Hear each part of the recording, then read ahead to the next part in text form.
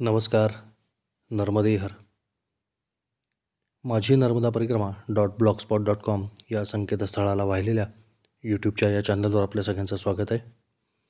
लेखांक 88. खुंटामोडी, भारतातील सर्वात मोठी काठीची होळी आणि मोलगीचे भिलाशेठ.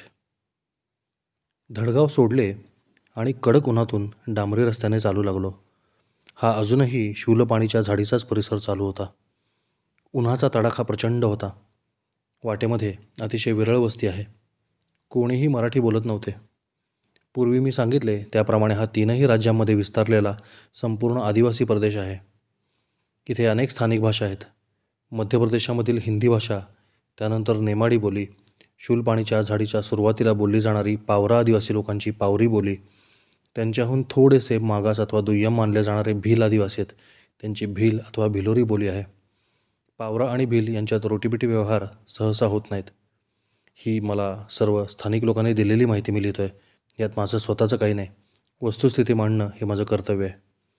पावरा आदिवासींचं प्राबल्य मध्य प्रदेश, गुजरात आणि महाराष्ट्र या 3ही राज्यांच्या सीमांवर आहे. दडगावपासून अक्कलकुवापर्यंत कमी उंचीचा डोंगराळ प्रदेश आहे. इथे भिल्ल लोक जास्त राहतात, त्यामुळे भिलोरी भाषा जास्त चालते. भिलट नावाची अजून एक बोली आहे असे मला सांगण्यात आले. इथून अजून थोडं नंदुरबार जिल्ह्यामध्ये खाली उतरलं की अतिशय गरीब अवस्थेमध्ये राहणारे आदिवासी भिल्ल लोक आहेत, जे अहिराणी भाषेमध्ये बोलतात. जसजसे आपण गुजरातच्या जवळ जातो तसे नियारी अथवा नियारी नावाची भाषा बोलली जाते. गुजरातच्या सीमेवर धाणका नावाची एक भाषा देखील आहे. शिवाय गुजराती भाषा तर त्या लोकांना येतेच. महाराष्ट्राची सीमारेषा असल्यामुळं इथल्या सगळ्या लोकांना मराठी देखील समजते. इंग्रजी शिक्षणाच्या अतिरेकामुळे आजकाल सर्वांना इंग्रजी देखील कळते. अजूनही काही बोली या भागामध्ये आहेत. आता या पट्ट्यातल्या लोकांना किती भाषा येतात ते मोजून पहा.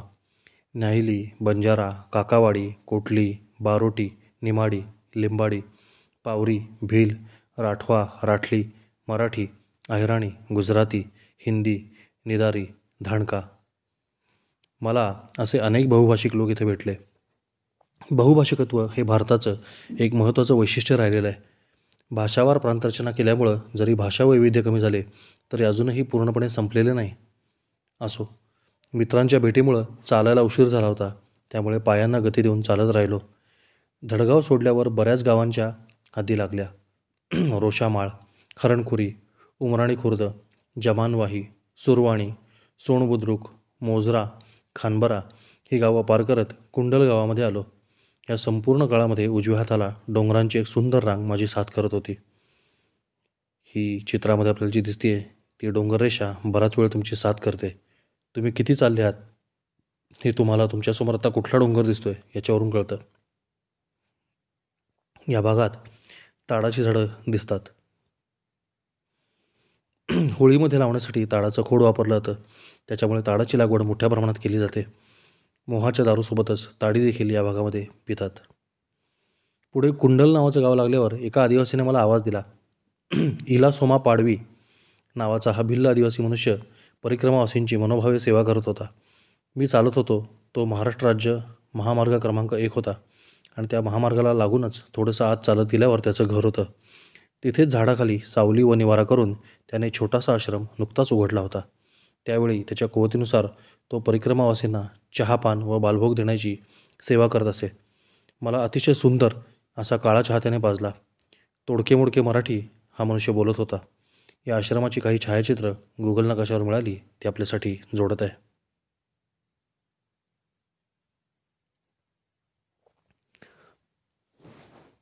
राज्य महामार्ग क्रमांक 1 आपण आलो आणि डावीकडे वळलो की आश्रम येतो. राहत्या घराच्या शेजारीच त्याने एक नवीन बांधकाम केलेलं आहे. अंगणामध्ये देखील पोहण्याची सोय केलेली आहे. आश्रमात बसल्यावर महाराष्ट्र राज्य महामार्ग क्रमांक 1 असा दिसतो. इला सोमा पडवीनं माझ्या वहीमध्ये मारून दिलेला शिक्का, त्यावरील मजकूर वाचायचा प्रयत्न करूयात. जय बडादेव, राणी काजलमाता, देवमोगरा, मा नर्मदा, अन्नक्षेत्र कुंडल, तालुका अक्राणी, जिल्हा नंदुरबार, पब्लिक ट्रस्ट स्थापना दिनांक 3/9/2018, रजिस्ट्रेशन नंबर E24. इथून महामार्गाने ओसाड माळरानावरून बरेचसं अंतर चालल्यावर खुंटामोडी नावाचं गाव येतं. या गावापासून थोडासा उतार चालू झाला असं माझ्या लक्षात आलं. हा भाग उन्हाळ्यामध्ये अतिशय ओसाड आणि पावसाळ्यामध्ये हिरवागार असतो. आत्ता चालताना मला ऊन अक्षरशः भाजून काढत होतं. आधीच तापलेला डांबरी रस्ता आणि त्यात आजूबाजूला सावली देणारं एकही झाड नाही. हे चित्र काहीसं फारसं आश्वासक नाही. रस्ता बांधताना ज्याप्रमाणे त्याच्यावर डांबर टाकावेच लागतं, हा एक अनिवार्य भाग आहे. त्याप्रमाणे प्रत्येक 10-15 फुटावर एक झाड लावलेच पाहिजे, असा अनिवार्य कार्यक्रम सरकारने केला तरच आपले रस्ते चालण्यासाठी सुसह्य होतील. त्यामुळे रस्त्यांचे आयुष्य देखील वाढते आणि धूपसुद्धा कमी होते. हा भूभाग कसा आहे हे आपल्याला लक्षात यावं म्हणून काही छायाचित्र गुगल नकाशाच्या सौजन्यानं टाकत आहे. हीच ती डोंगर रांग जी अखंड आपल्या उजव्या हाताला आपली साथ करत असते.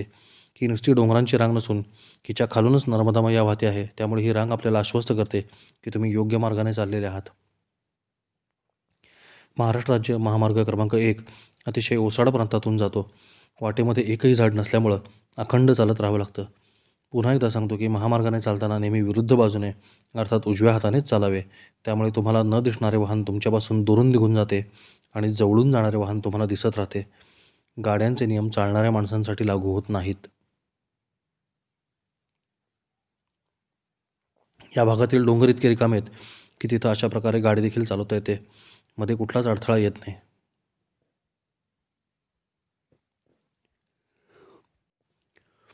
दूरवर एकाही महावृक्षाची सावली दिसत नाही. ज्यांना वृक्ष लागवड क्षेत्रात काम करायचे अशा लोकांसाठी हा परिसर नंदनवन आहे. या भागातील आदिवासी लोक त्यांच्या गाड्या कुठूनही कुठेही घालतात. याहा मोगा असं गाडीवर लिहिलेलं असतं. महाराष्ट्रातल्या अक्कलकुवा तालुक्यामध्ये येणाऱ्या देवमोगरा या गावामधली मोगा आई ही त्यांची देवी आहे. याहा म्हणजे आई, याहा मोगी. ही नदी खालून अखंड आपल्याला साथ करत असते. हे जे पात्र कोरडे पडले होते परंतु अखंड डाव्या हाताला ती दिसत होती. खुंटामोडी पठाराच्या उताराची सुरुवात जिथे होते अगदी त्या ठिकाणी डाव्या हाताला एक अतिशय सुंदर आश्रम दिसला. तसेही दुपारपासून मी सुमारे 15 किलोमीटर चाललो होतो. त्यामुळे इथे थांबावे असा विचार केला. स्थानिक भिल्ल आदिवासी मनुष्य संन्यास घेऊन इथे नागाबापा झालेला आहे. आपलीच पूर्वाश्रमीची जागा त्याने या आश्रमासाठी दान दिलेली असून तो स्वतः देखील आश्रमातच राहतो आणि परिक्रमावासींची सेवा करतो. भुसावळ जळगाव येथील लोक देणग्या गोळा करून हा आश्रम चालवित आहेत. 3 वर्षांची परिक्रमा करणारे पाटील नावाचे अतिशय तेजस्वी दाम्पत्य या आश्रमामध्ये काही काळ सेवेकरता म्हणून थांबलेले होते. त्यांनी अतिशय प्रेमाने माझे स्वागत केले आणि आश्रमामध्ये कुठेही राहण्याची मुभा दिली. मी एकटाच मुक्कामी असल्यामुळे या आश्रमामध्ये काळ खूप आनंदात व्यतीत झाला. आश्रम अतिशय सुंदर रीतीने सजवला होता. अगदी महामार्गावर दुतर्फा उत्तम जातीची देशी झाडं लावलेली असून त्यांच्या संरक्षणासाठी जाळ्या आणि हिरव्या रंगाचे शेडनेट लावण्यात आले होते. प्रत्येक झाडाला क्रमांक देण्यात आला होता. असे फार कमी ठिकाणी पाहायला मिळते. आश्रम म्हणजे छोटेसे कौलारू घर होते ज्याच्या अंगणामध्ये सुंदर बगीचा तयार करण्यात आला होता. तसेच वरांडा देखील अतिशय चकाचक व स्वच्छ ठेवला होता. परिक्रमावासी वरांड्यात, अंगणात किंवा हॉलमध्ये किंवा शेजारी बांधलेल्या शेणाने सारवलेल्या खोलीमध्ये असा कुठेही मुक्काम करू शकत होते. पाटील पतिपत्नी उच्च कोटीचे साधक होते. त्यांच्यासोबत मी त्यांच्या खोलीमध्ये राहून आरत्या, स्तवने, कवने वगैरे म्हटली. इंदोरचे नाना महाराज तराणीकर यांची करुणा त्रिपदी आम्ही एकत्र म्हटली. हे माझे परात्पर गुरु होत. दोघांनाही मला भेटून खूप आनंद वाटला. मला देखील दोघांना एकत्र परिक्रमा करण्याचा निर्णय खूप आवडला. आयुष्यभर आपण सतत कोणा ना कोणासाठी राबत राहतो. गरजेपेक्षा अधिक वाढवलेला संसार चालवण्यासाठी काही ना काही खटपट करावी लागते. अशी खटपट करण्यातच उभं आयुष्य निघून जातं आणि आयुष्याची संध्याकाळी जेव्हा आपले जगायचे राहून गेले आहे याची जाणीव आपल्याला होते तोपर्यंत शरीराने साथ देणे सोडून दिलेले असते. मग आपण ठरवितो की आता पुढच्या जन्मात नक्की हवे ते करू. परंतु असे अनेक जन्म जातात आणि आपण मात्र आला दिवस ढकलत राहतो. याला थोडासा फाटा देत हातपाय हलत आहेत तोपर्यंत सर्व काही पुढच्या पिढीच्या हातामध्ये सोपवून स्वतःच्या शोधासाठी असे रानावनात भटकणे आणि त्यावेळी आपल्या जीवनसाथीची देखील साथ सोबत असणे यापरते भाग्य ते दुसरे काय. म्हणूनच सहकुटुंब अर्थात पती पत्नी जोडीने नर्मदा परिक्रमा करणे अतिशय पुण्याचे मानले गेलेले आहे. सदर लेखन वाचून एका जरी दाम्पत्यास एकत्र नर्मदा परिक्रमा करण्याची इच्छा निर्माण होईल तरी या लेखन प्रपंचाचे सार्थक झाले असे मानावयास हरकत नाही. एकत्र परिक्रमा करण्याचे फायदे तोटे या विषयावर मी या दोघांशी सविस्तर चर्चा केली. यात नकारात्मक काही सापडलेच नाही. उलट आपल्या जीवनसाथीची एक वेगळी ओळख तुम्हाला इथे निश्चितपणे झाल्याशिवाय राहत नाही याची खात्रीच नर्मदा मैया आपल्याला देते. प्रत्येक माणसाला वाटत असते की आपण कमावतो आहोत म्हणून घर चालते आहे किंवा आपण कष्ट करतो आहोत म्हणून सर्व काही होत आहे. परंतु प्रत्यक्षामध्ये परमेश्वराला प्रत्येक जीवाच्या पोटाची काळजी लागलेली आहे आणि जो तुम्हाला चोच देतो ना तोच चारा देखील देतो. हा एक अतिशय खात्रीपूर्वक सिद्ध झालेला सिद्धांत आहे. त्यामुळे अतिशय निश्चिंतपणे आपण बाहेर पडावे. कारण जन पळभर म्हणतील हाय हाय, मी जाता राहील कार्य काय, हेच सत्य आहे. आज न उद्या प्रत्येकाला मृत्यू येणार हे शाश्वत सत्य आहे. समर्थ रामदास स्वामी दासबोधातल्या मृत्यूनिरूपण समासामध्ये म्हणतात, अवचिते काळाचे म्हणी आरे, मारीत सुटले एकसरे, नेऊन घालती पुढारे मृत्युबंधे. होता मृत्याची आटाटी, कोणी न घालू शकती पाठी, सर्व त्रास कुटाकुटी मागे पुढे होत असे. ओघाने विषय निघालाच आहे म्हणून सांगतो. दासबोध या ग्रंथातला दशक 3 समास 9 म्हणजे मृत्यूनिरूपण समास होय. हा समास प्रत्येकाने आवर्जून वाचावा. रामदासी संप्रदायामध्ये अशी पद्धत आहे की कुठलीही व्यक्ती मृत्यू पावल्यावर तिच्या मृतदेहापुढे या समासाचे प्रकट वाचन केले जाते. मी आजवर किमान 300 मृतदेहांपुढे या समासाचे वाचन केलेले आहे. हा समास याच प्रसंगी का वाचायचा याचं कारण असं आहे की याचा अर्थ निर्वाण प्रसंगी जितका खोल कळतो तितका एरवी कळत नाही. समर्थ या समासामध्ये जे काही बोलत आहेत ते तुमच्यासमोर घडलेले किंवा निचेष्ट पडलेले असते. त्यामुळे तुम्हाला लगेच खात्री पडते. आयुष्यामध्ये कुठलीही गोष्ट एकदा गेल्यावर पुन्हा मिळू शकते, परंतु एकदा निघून गेलेली वेळ पुन्हा कधीच परत येत नाही. त्यामुळे जर मनामध्ये नर्मदा परिक्रमा करण्याची इच्छा असेल तर जरा देखील विलंब न करता ताबडतोब त्याचे नियोजन करावे. आणि नियोजन इतकेच आहे की सोबत काहीही न घेता थेट मैयाचा किनारा गाठावा. पुढची सर्व सोय मैया लावून देते. माझा एक तरुण मित्र, ज्याचं वय केवळ 33 वर्षाचे आहे, तो या ब्लॉगचं नित्यवाचन करायचा आणि अनेकांना हा ब्लॉग वाचायला प्रवृत्त त्यानं केलेलं आहे. परंतु दुर्दैवाने अचानक त्याचे हृदयविकाराच्या झटक्याने अकस्मात निधन झाले. तो मला नेहमी म्हणायचा की माझी नर्मदा परिक्रमा करण्याची इच्छा आहे. आता त्याचा देह पडला आहे, परंतु इच्छा शिल्लक आहे. त्यामुळे ही इच्छा पूर्ण करण्याकरता त्याला पुन्हा एकदा जन्म मिळणार हे निश्चित आहे. आपल्याला देखील नर्मदा परिक्रमा करण्याची इच्छा होत असेल तर ती कुठल्याही मागील जन्मातील इच्छासुद्धा असू शकते. त्यामुळे तिचा अनादर न करता मैयाच्या काठावर रुजू व्हावे हेच सर्वश्रेष्ठ. शुभस्य शीघ्रम. आत्तापर्यंत नर्मदा परिक्रमेचे जे काही यथार्थ वर्णन मी नर्मदा मातेच्या कृपेने करू शकलो आहे, त्यावरून आपल्याला कल्पना आली असेल की ही परिक्रमा जितक्या कमी वयात आपण करू तितके उपकारक आहे आणि जितका उशीर करू तितका नर्मदा मातेच्या डोक्याला होणारा ताप आपण वाढवत असतो. परिक्रमेतील असे अनेक मार्ग आहेत की जिथून कदाचित पुन्हा जायला सांगितलं तर मी देखील जाणार नाही, कारण शरीर त्या ठिकाणी साथ देईलच याची खात्री देता येत नाही. दरवर्षी असे अनेक मार्ग तुमच्यासाठी अगम्य होत जाणार आहेत. त्यामुळे संपूर्ण परिक्रमा अगम्य होण्यापूर्वीच आपण उचललेली काय वाईट आहे. परिक्रमेसंदर्भात एक महत्त्वाचे सूत्र लक्षात घ्यावे, ते म्हणजे कुठल्याही प्रकारची चौकशी किंवा संशोधन करायच्या भानगडीत पडू नये. नर्मदा परिक्रमा करण्यासाठी कुठल्याही मार्गदर्शकाची गरज नाही, कारण ती स्वतःच मार्ग दाखवते. नर्मदा मैया प्रत्येकासाठी व्यक्तिगत पद्धतीने परिक्रमेचे आयोजन स्वतःच करत असते. अमुक ठिकाणी गेलेच पाहिजे किंवा अमुक ठिकाणी मुक्काम केलाच पाहिजे असा कुठलाही नियम परिक्रमेमध्ये ग्राह्य नाही. जिथे मैया नेईल तिथे जावे, जिथे मैया ठेवील तिथे राहावे, इतकीच परिक्रमा सोपी आहे. असो, अशा अनेक साधकबाधक चर्चा पाटील कुटुंबियांशी झाल्यावर मी नागाबाबांचे पाय पकडले. त्यांच्याशी देखील भरपूर गप्पा मारल्या. शक्यतो संन्यासी आपल्या पूर्वाश्रमीची संपत्ती सोडून देतात, परंतु इथे बाबांनी आपली पूर्वाश्रमीची जमीन मुलांकडूनच दान स्वरूपात घेतली होती हे पाहून मला मोठी मौज वाटली. पत्नी व मुलांशी संपर्क मात्र त्यांनी ठेवलेला नाही हे देखील लक्षात घ्यावे. या आश्रमातील बगीचा सुंदर होता. मी झाडांना पाणी घातले. अगदी प्रत्येक झाडाचे सूक्ष्म अवलोकन केले. त्यात मला खूप आनंद मिळाला.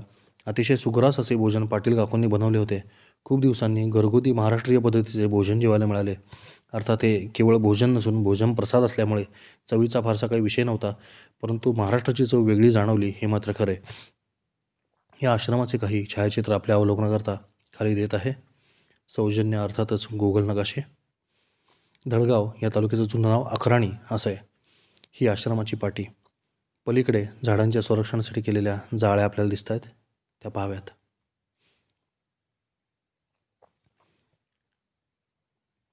वीरेंद्र भारती, प्रकाश तुकडू धांडे आणि मधुकर रोटे असे सेवाकर्मी या आश्रमाची सेवा बघतात. त्यांचे क्रमांक या पाटीवर दिलेले आहेत. आश्रम अतिशय सुंदर आहे. इथं समोर दिसणाऱ्या खोलीमध्येच मी आसन लावलं होतं. हेच ते आदिवासी नागाबाबा आहेत जे या आश्रमाचे संचालक आहेत. बसल्या बसल्या मोराची पिसं लावत आहेत. आश्रमाच्या बाहेर सुंदर पद्धतीनं लावण्यात आलेली झाडं आणि त्याच्याभोवती घातलेल्या जाळ्या आपल्याला इथे दिसतील. अशा पद्धतीने प्रत्येक जाळीला क्रमांक लावण्यात आलेला आहे. हा महाराष्ट्र राज्य महामार्ग क्रमांक 1 आहे. आश्रमाच्या बाहेर इथून पुढे शूलपाण्याची झाडी संपेपर्यंत प्रत्येक गावामध्ये अंतर किती आहे ते लिहिलेलं आहे. हे फारच उपयुक्त आहे. अगदी झरवाणीपर्यंतची अंतरं इथे दिलेली आहेत, गोरा कॉलनीपर्यंत. आश्रमाच्या ह्याच स्वच्छ वरांड्यातल्या कट्ट्यावर आम्ही बसून गप्पा मारत होतो. इथं समोर भिंतीवर लावलेला नर्मदा परिक्रमा मार्गाचा नकाशा देखील उपयुक्त आहे. गप्पा मारत रात्री उशिरापर्यंत बसल्यामुळे झोपायला थोडासा उशीरच झाला. त्यामुळे सकाळी चांगलाच उशिरा उठलो. परिक्रमेत प्रथमच इतक्या उशिरा उठलो असेन. सगळे आटोपून निघायला 9:30 वाजले. झपाझप चालू लागलो. आजूबाजूला सर्व डोंगराळ परिसरच होता. पावसाळ्यामध्ये हा सगळा परिसर हिरवागार असतो.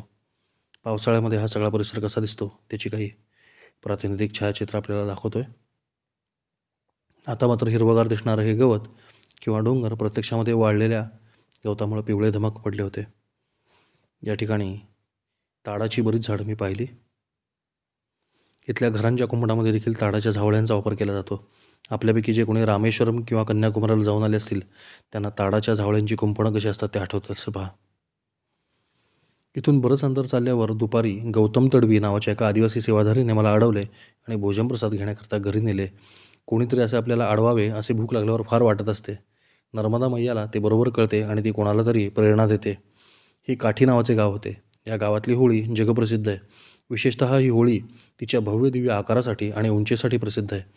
या गावच्या होळीची काठी सर्वात मोठी असते म्हणून गावाचे नावच काठी पडले आहे असं मला सांगण्यात आले. ही होळी देखील नुकतीच संपन्न झाली होती, परंतु होळीची धग अजून शिल्लक होती. त्यामुळे त्या होळीचे दर्शन आणि भस्मप्रसाद मला मिळाला. गौतम तडवीकडे पहिल्यांदाच गरमागरम चुलीवरची ज्वारीची भाकरी आणि पालेभाजी खायला मिळाली. कप्परमाळला मी वाळलेली भाकरी खाल्ली होती. महाराष्ट्रात आल्यावर भाकरी मिळालीच पाहिजे असं ते समीकरण आहे. माझी आजी नेहमी एक म्हण सांगायची, घरातून बाहेर पडताना नेहमी एक भाकरी खाऊन बाहेर पडावं. एक गिरणारी भरोसा भारी.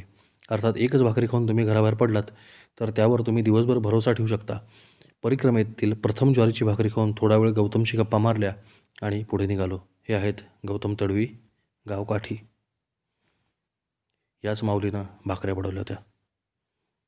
गौतम तडवीची झोपडी आणि गाडीची पूजा करताना त्याची कन्या. गाडीवर याहा असलेलं आहे. याहा म्हणजे आई. याहा मोगा अर्थात देवमोगरा आई. गौतम पडवीने माझ्या वहीमध्ये मारून दिलेला शिक्का. मा नर्मदा सेवा निवास, अन्नक्षेत्र काठी, गौतम पाडवी, तालुका अक्कलकुवा, जिल्हा नंदुरबार.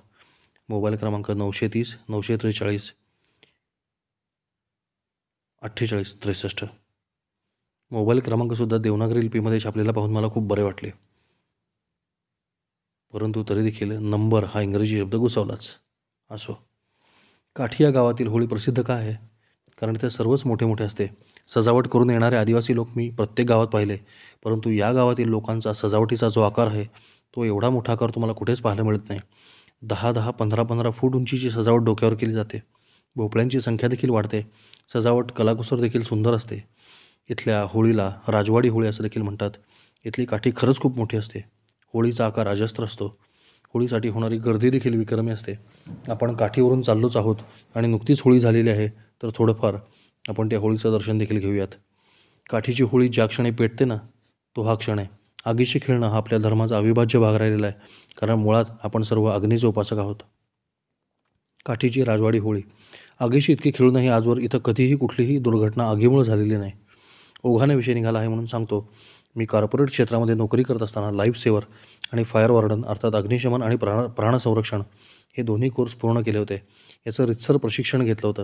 त्यामुळे कंपनीच्या विविध इमारतींचे फायर ऑडिट करणे किंवा फायर मॉक ड्रिल करणे वगैरे काम हे आम्ही करायचो. आमचे सर्वांचे एक ट्रेनिंग चालू होते. केरळमधून आलेला एक ख्रिस्तप्रभावित ट्रेनर आम्हाला सर्व शिकवत होता. शिकवता त्याने सांगितलं की भारतातल्या आगींचे सर्वात महत्त्वाचे कारण म्हणजे हिंदू धर्मातील दिवे, अगरबत्ती आणि कापूर हे आहेत. त्याच्या या वाक्यावर सर्वांनी टाळ्या वाजवल्या होत्या. मला हे खटकले. मी हात वर केला आणि बोलण्यासाठी उभा राहिलो. मी त्याला प्रश्न विचारला की आग विझवण्यासाठी सर्वात महत्त्वाच्या 2 गोष्टी कुठल्या ते सांग. त्याने सांगितले, पाणी आणि अलार्म. मग जर अग्निशमन शास्त्रामध्ये अग्नी विझवण्यासाठी महत्त्वाच्या गोष्टी म्हणजे पाणी आणि घंटा अथवा अलार्म आहे, ते हिंदू धर्मामध्ये देखील कुठल्याही देवाऱ्यामध्ये धूप आणि दीप प्रज्वलित करण्यापूर्वी कलश, शंख आणि घंटा पूजणे अनिवार्य आहे. आपल्या देवाऱ्यामध्ये देखील आपण तेलवात, तूपवात, कापूर वगैरे अग्नी प्रज्वलित करतो, परंतु तत्पूर्वी कलशपूजन, घंटापूजन आणि शंखपूजन करून हे सिद्ध करतो की आपल्याकडे अग्निशमन यंत्रणा सुसज्ज आहे. यातील एकही गोष्ट नसेल तर देवाची पूजा केली जात नाही, याचा अर्थ दिवा पेटवला जात नाही. माझ्या या वाक्याबरोबर सर्वजण उठून टाळ्या वाजवू लागले, कारण मनोमन कोणालाच त्या ट्रेनरचे वाक्य पटले नव्हते. परंतु त्यांच्याकडे शास्त्रीय उत्तर नसल्यामुळे आणि सर्व धर्म समभावाचा किडा बुणबुण करत असल्यामुळे त्यांना टाळ्या वाजवाव्या लागत होत्या. यानंतर मी त्या ट्रेनरला विचारले की घरातील देव्हाऱ्यातल्या दिव्यामुळे आग लागली आहे अशा किती घटना तुला ज्ञात आहे, त्याची कृपया मला लेखी माहिती द्यावी. यावर तो निरुत्तर झाला. मी त्याला सांगितले की इथून पुढे अशी चुकीची माहिती ट्रेनिंगमध्ये कृपया करून शिकवू नये.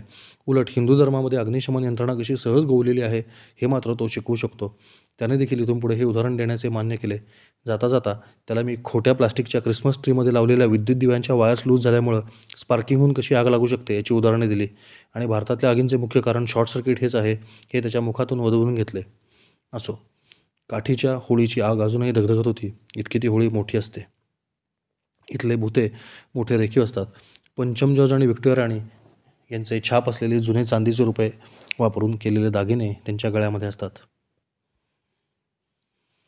अंगावर घातलेल्या टोप्यांचा आकार आणि कमरेला अडकवलेल्या भोपळ्यांची संख्या आता हळूहळू कशी वाढली हे आपल्याला दिसेल. या चित्रात कमरेला एका विशिष्ट प्रकारचा झटका देत घुंगरांचा आणि भोपळ्यांचा सुरेख आवाज इथली मुलं काढतात. बघा, टोप्यांचा आकार किती मोठा होऊ लागला आहे, त्याचबरोबर उंचीसुद्धा वाढत चालली. आता ह्या टोपीची उंची बघा, गगनचुंबी उंचीच्या या टोप्या पाहणं मोठे मौजेचे असते. इतकी मोठी टोपी घालून ही लोक चालतात कशी हे देवमोगात जाणे. इथल्या काठीची उंची आपण बघू शकताय. काठीच्या होळीची अतिशय उंच अशी ही काठी कशी बशी फोटोमध्ये मावली. ही काठी पडते तेव्हा ती झेलली जाते. काठीच्या राजवाडी होळीचं पुन्हा एकदा दर्शन घेऊन आपण आता पुढे जाऊयात. इथून थोडंसं अंतर पुढे गेल्यावर उजव्या हाताला एक आश्रम होता. डाव्या हाताला लावलेली माय नर्मदा ही पाठी पाहून भरून आलं, कारण आत्तापर्यंत नर्मदा मैया, नर्मदा माई हे शब्द ऐकत होतो, परंतु माय हा अस्सल मराठी शब्द वाचायला मिळाला आणि खूप बरं वाटलं. चित्रामध्ये महाराष्ट्र राज्य महामार्ग क्रमांक 1 दिसतोय आणि उजवीकडे मागे जी इमारत दिसते ते आदिवासी विद्यार्थ्यांचं शासकीय वसतिगृह आहे. त्याच्या अलीकडेच आपला आश्रम आहे. हे आहे आदिवासी विद्यार्थ्यांचं वसतिगृह आणि हा आहे मोलगीचा आश्रम. विश्व हिंदू परिषदेचे कार्य करणारे भिला शेठ म्हणून कार्य करतात, तेच हा आश्रम चालवतात. आश्रम साधाच परंतु अतिशय नीटनेटका आहे. 3 वर्ष 3 महिने 13 दिवस चालणारी परिक्रमा करणारे मूळचे यवतमाळीतले ओंकारदास नामक तरुण साधू या आश्रमामध्ये त्यावेळी सेवा देत होते. मी यांना भेटलो तेव्हा त्यांची दाढी आणि जटा इतक्या वाढलेल्या नव्हत्या. आश्रमाच्या पुढचं कुंपण देखील नव्हतं. तसेच आश्रमाची एक खोली बांधलेली होती, आता 2 दिसत आहेत.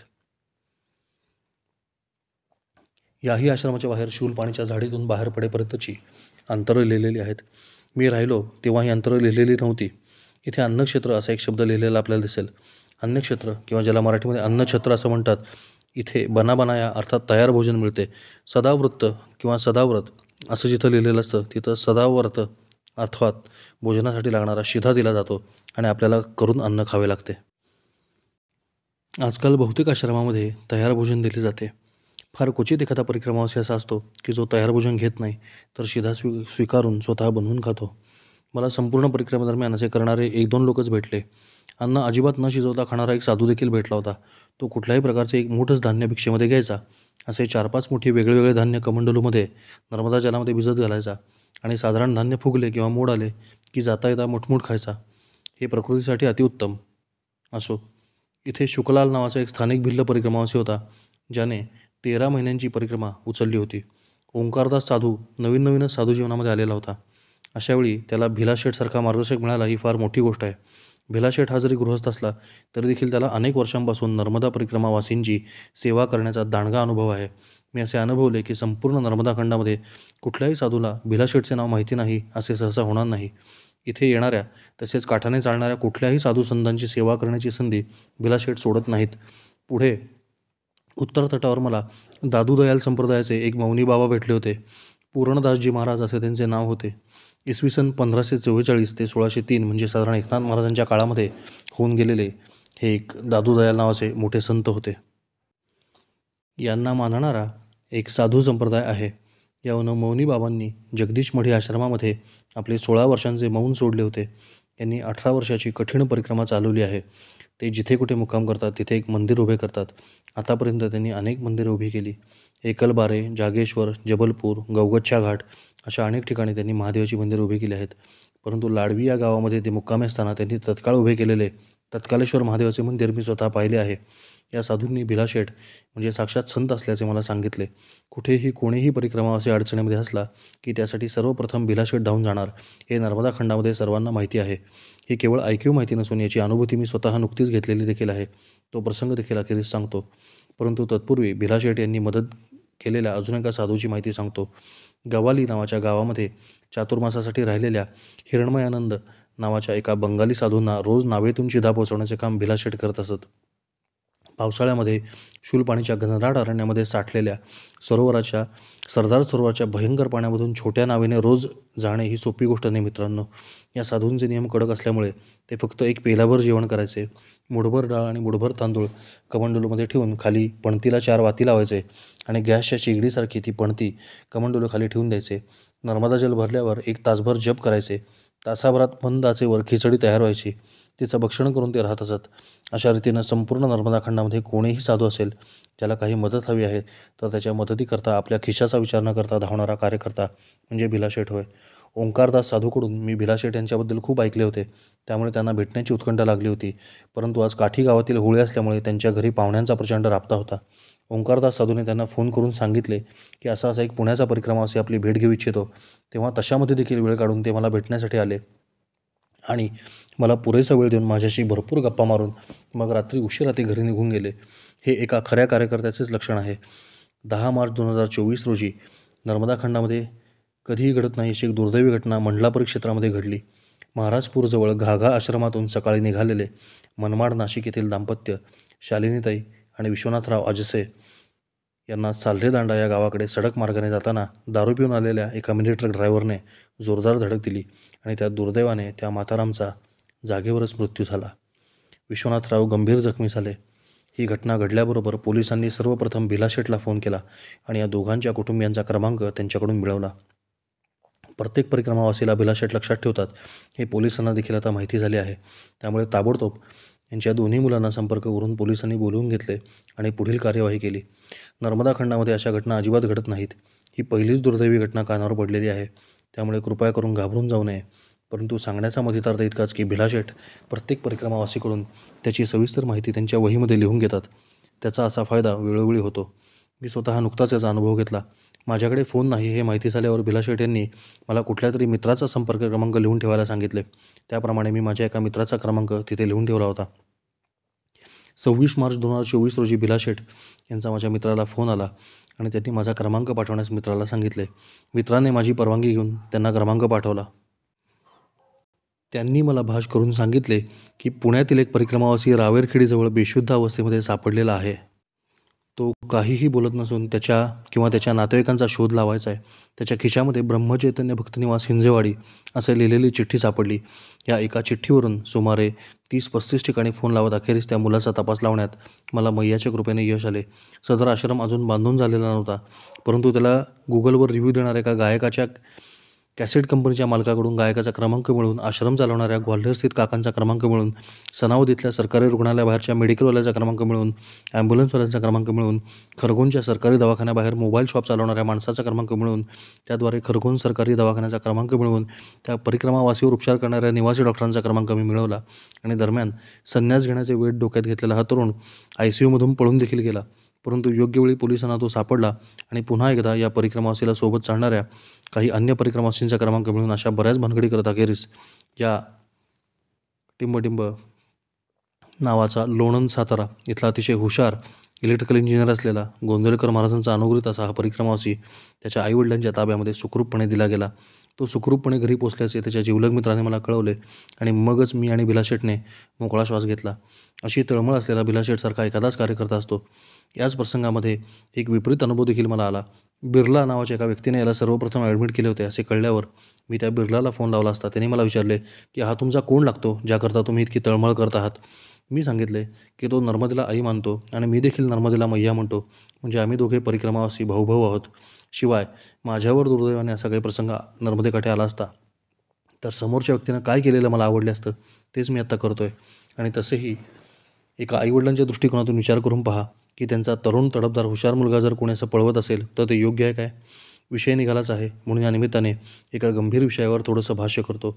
या संपूर्ण प्रकरणामध्ये मला असं लक्षात आलं की अजून साधनेमध्ये तुलनेने कच्चेपण असलेल्या तरुणांना भुलवून साधू बनवण्याची खुमखुमी काही नवसाधूंना असते. यांना साधू तरी कसे म्हणावे? ते तर आयता हक्काचा शिष्य स्वयंपाकी हरकाम्या मिळवण्याची संधी साधू पाहत असतात. तरी अशा लोकांपासून सर्वांनी सावध राहावे. योग्य वेळ आल्यावर सगळ्या गोष्टी आपोआप होत असतात. त्यासाठी अट्टाहास करायची गरज नसते.